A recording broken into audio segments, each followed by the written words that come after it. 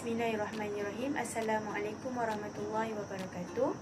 Saya Nur Azira binti Misbah akan membentangkan mengenai pelaksanaan dan faktor kejayaan pendidikan inklusif. Baiklah, di dalam pembentangan ini saya akan membentangkan mengenai pengenalan, pelaksanaan dan kejayaan program inklusif, perkhidmatan sokongan, faktor kritikal kejayaan program pendidikan inklusif dan kesimpulan. Seterusnya, kita pergi kepada pengenalan. Program pendidikan inklusif adalah suatu program pendidikan untuk murid berkeperluan khas yang dihadiri bersama-sama dengan murid yang lain dalam kelas yang sama di sekolah kerajaan atau sekolah bantuan kerajaan.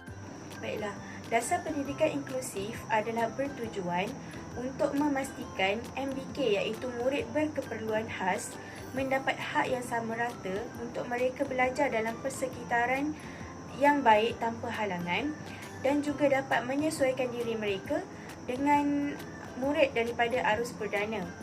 Hal ini untuk meningkatkan kemahiran ataupun keyakinan kehidupan harian mereka dengan membina keyakinan diri bagi mencapai potensi yang optimum, seterusnya dapat meningkatkan kesedaran dan juga penerimaan mereka, warga sekolah serta komuniti tentang kepelbagaian keupayaan murid berkeperluan khas ini. Berdasarkan pemerhatian saya, pelaksanaan program pendidikan inklusif ini telah termaktub dalam peraturan-peraturan pendidikan pada tahun 2013. Manakala pada Akta 1996 pula membolehkan murid berkeperluan khas ini menghadiri kelas yang sama di sekolah kerajaan ataupun sekolah bantuan kerajaan. Selain itu, program pendidikan inklusif turut memberi peluang kepada murid berkeperluan khas untuk berinteraksi dan bersosial bersama murid aliran perdana secara positif dan juga efektif. Bagi memastikan kejayaan program pendidikan inklusif ini, ia perlu dijalankan dengan bersungguh-sungguh bagi menyedarkan dan membaiki sikap masyarakat yang masih mempunyai stigma negatif terhadap murid berkeperluan khas sehingga mereka melabelkan murid berkeperluan khas ini dengan pelbagai istilah yang negatif yang akhirnya memberi kesan buruk kepada tahap pencapaian dalam kalangan murid berkeperluan khas ini. Jadi, untuk memastikan kejayaan dalam program pendidikan inklusif ini, guru dan masyarakat perlu mengenal pasti faktor-faktor yang kritikal. Faktor-faktor kritikal kejayaan dalam pendidikan inklusif yang mana ia sebagai salah satu langkah yang menyediakan perkhidmatan sokongan bagi program pendidikan inklusif yang akan dilaksanakan nanti. Baiklah, seterusnya kita pergi kepada pelaksanaan dan kejayaan program inklusif. Dalam pelaksanaan dan kejayaan program inklusif, terdapat pelbagai faktor yang menjadi penentu kejayaan program pendidikan inklusif termasuklah khidmat sokongan. Perkhidmatan sokongan dalam program ini juga dilihat sebagai perkhidmatan yang diberikan kepada golongan berkeperluan khas oleh sekumpulan individu atau agensi-agensi yang mempunyai kepakaran tertentu menurut Halahan dan Kaufan pada tahun 2006. Matlamat perkhidmatan sokongan tertumpu kepada usaha menyediakan perkhidmatan berkualiti yang berprinsipkan konsep inklusif, menggalakkan kerjasama dan juga kolaboratif agensi pelbagai disiplin serta menyediakan kemudahan yang boleh diakses oleh semua warga sekolah atau mana-mana organisasi demi kepentingan bersama. Antara perkhidmatan sokongan yang wujud dalam program pendidikan inklusif adalah infrastruktur, masyarakat dan personel. Oleh itu, perlu juga ditekankan bahawa peranan pihak berkepentingan seperti guru aliran perdana ataupun guru pendidikan khas dan juga badan kerajaan merupakan penggerak kepada perkhidmatan sokongan. Baiklah, di sini saya sertakan antara perkhidmatan sokongan daripada agensi luar, iaitu yang pertama Kementerian Kesihatan. Kementerian Kesihatan mereka telah mengadakan program-program imunisasi, mewujudkan institusi kesihatan umum dan mewujudkan bahagian pembangunan kesihatan keluarga. Seterusnya, agensi yang kedua adalah Kementerian Perpaduan Perpaduan Negara dan Pembangunan Masyarakat. Mereka menyediakan perkhidmatan pendaftaran orang berkeperluan khas, melaksanakan program pemulihan dalam komuniti dan mewujudkan pemberian allowance, geran pelancaran, alat anggota palsu kepada orang yang berkeperluan khas. Seterusnya, agensi yang ketiga adalah Persatuan Orang Buta Malaysia. Persatuan Orang Buta Malaysia ni mereka menjalankan aktiviti seperti mengesan murid-murid buta untuk didaftar dan dirujuk. Seterusnya, mereka menjalankan program tindakan awal iaitu early intervention, menjalankan program prasekolah dan memberi nasihat kepada ibu bapa dan menjalankan program penglihatan terhad. Seterusnya, agensi yang keempat adalah Malaysian Care. Malaysian Care mereka mewujudkan pusat taman asuhan bagi murid-murid cacat pendengaran dan sekolah-sekolah khas. Mereka juga dibantu oleh guru-guru dari sekolah Wisma Harapan di Brickfield, Kuala Lumpur. Seterusnya, kita pergi kepada faktor kritikal kejayaan program pendidikan inklusif. Terdapat empat faktor dalam faktor kritikal kejayaan program pendidikan inklusif, iaitu peralatan, infrastruktur, masyarakat dan personal. Baiklah, yang pertama adalah peralatan. Perkhidmatan sokongan daripada kumpulan individu atau agensi-agensi tertentu dalam menyediakan peralatan yang relevan dengan keperluan murid berkeperluan khas supaya dapat menjamin pelaksanaan program pendidikan inklusif dengan berkesan. Khidmat sokongan dari aspek peralatan dapat menjamin keberkesanan program pendidikan inklusif. Sebagai contoh, penyediaan mesin braille dan kanta pembesar yang membantu dalam pelaksanaan aktiviti PDP murid bermasalah penglihatan. Begitu juga dengan faktor infrastruktur dan prasarana, di mana adanya kemudahan asas seperti kerusi, rak buku, almari dan meja yang mencukupi serta kedudukan susun atur alatan yang memudahkan pergerakan murid berkeperluan khas. Selain itu, kejayaan program pendidikan inklusif ini juga dipengaruhi oleh sokongan daripada ibu bapa dan masyarakat dengan penerimaan pandangan positif terhadap pelaksanaannya. Seterusnya, infrastruktur. Kemudahan asas dan perkhidmatan sokongan yang menggalakkan penglibatan aktif MBK dalam persekitaran sekolah. Persekitaran yang mesra kurang upaya amat diperlukan untuk memudahkan pergerakan MBK atau murid berkeperluan khas dan penglibatan mereka dalam aktiviti seharian di sekolah.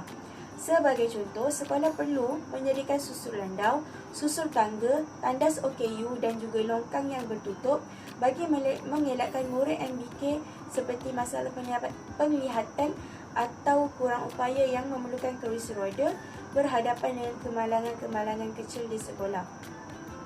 Selain itu, sekolah perlu menyediakan kelas di aras bawah bagi berkerusi roda bagi murid yang berkerusi roda masuk ke dalam kelas. Di samping itu, pengurusan aspek fizikal kelas juga perlu dititikberatkan oleh pihak sekolah dan guru agar guru dan murid dapat bergerak bebas tanpa sebarang halangan yang membahayakan. Seterusnya, dapat membantu guru dalam menumpukan perhatian kepada semua murid. Seterusnya, perkhidmatan sokongan daripada masyarakat. Masyarakat dan pihak sekolah juga antara yang terlibat secara langsung dan tidak langsung dalam dunia pendidikan individu kurang upaya ini. Ibu bapa juga merupakan salah satu yang memberi sokongan dengan mencari maklumat dan kemahiran khusus untuk melengkapkan diri. Baiklah, khidmat sokongan dari masyarakat turut menjadi elemen penting dalam pelaksanaan dan juga kejayaan program pendidikan inklusif ini. Hal ini kerana pengaruh masyarakat telah memberi impak negatif yang sangat mendalam, bukan sahaja terhadap peluang pendidikan golongan murid berkeperluan khas, malah kehidupan seharian mereka akan terabai disebabkan oleh pandangan serong dari masyarakat. Selain itu, guru dan ibu bapa juga cenderung dalam memberi sokongan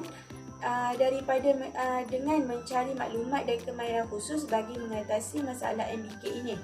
Maka, Jelaslah bahawa khidmat sokongan dari masyarakat, terutamanya guru, memainkan peranan yang penting dalam memastikan kejayaan pelaksanaan program pendidikan inklusif ini menerusi pemantapan pengetahuan dan kemahiran yang khusus dalam mengendalikan murid berkeperluan khas. Malah, tidak dinafikan juga peranan badan kerajaan melalui KPM dan PPD dalam memastikan pelaksanaan program dijalankan secara berkesan di sekolah dengan membantu pihak pentadbir dan guru dalam memahami peranan mereka dalam program pendidikan inklusif. Seterusnya, faktor yang terakhir adalah personel. Personel adalah merujuk kepada individu yang berada dekat dengan murid berkeperluan khas ketika mereka di sekolah. Sebagai contoh, pakar perubatan, pakar terapi, pakar perkhidmatan bahasa dan pertuturan. Pakar perubatan ni dia tergolong dalam pakar audiologi, pediatrik, psikologi dan neurologi. Manakala pakar terapi pula adalah juruterapi pemulihan fizikal, jurupulih cara kerja. Dan manakala bahasa dan pertuturan pula adalah pakar untuk mengkaji pertuturan dan perkembangan bahasa murid dan bekerjasama dengan ibu bapa dan juga guru untuk menyediakan intervensi yang paling sesuai untuk murid. Oleh itu, bagi mencapai objektif program pendidikan inklusif ini, dalam memastikan murid berkeperluan khas mendapat hak yang sama rata untuk belajar dalam persekitaran tanpa halangan, pihak sekolah, ibu bapa dan murid perlu memerlukan sokongan profesional terutamanya daripada personel pelbagai disiplin yang mempunyai pengetahuan mengenai murid berkeperluan khas dan isu-isu berkaitan inklusif bagi memastikan program pendidikan inklusif ini dapat dilaksanakan dengan jayanya. Selain pakar-pakar yang telah saya sebutkan tadi, guru pendidikan khas dan juga guru aliran perdana juga merupakan personel yang sangat penting dalam membantu menjayakan pelaksanaan program pendidikan inklusif ini. Kerjasama antara mereka dalam mengendalikan murid berkeperluan khas dapat juga membantu menyediakan peralatan yang diperlukan, memberikan maklumat terperinci dan ilmu berkaitan murid berkeperluan khas. Ini juga dapat mengurangkan masalah dan membantu guru aliran perdana mengendalikan proses pengajaran dan pembelajaran dengan baik.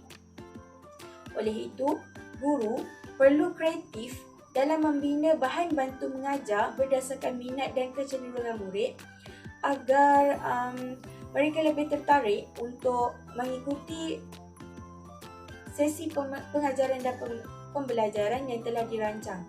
Maka jelaslah bahawa perkhidmatan sokongan dari aspek personal ini memperlihatkan bagaimana guru aliran perdana dan guru pendidikan khas mempunyai peranan yang penting bagi memastikan kelancaran proses PDP bagi murid berkeperluan khas sekaligus memastikan kejayaan program pendidikan inklusif ini di sekolah.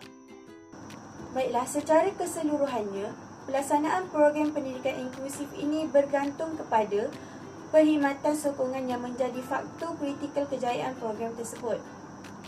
Tanpa wujudnya perkhidmatan sokongan seperti kemudahan peralatan, infrastruktur, masyarakat dan personel serta khidmat sokongan dari agensi luar, program pendidikan inklusif tidak mampu untuk mencapai matlamatnya bagi memastikan murid berkeperluan khas ini mendapatkan hak yang sama rata untuk belajar dalam persekitaran tanpa halangan dan dapat juga menyesuaikan diri mereka dengan murid arus perdana.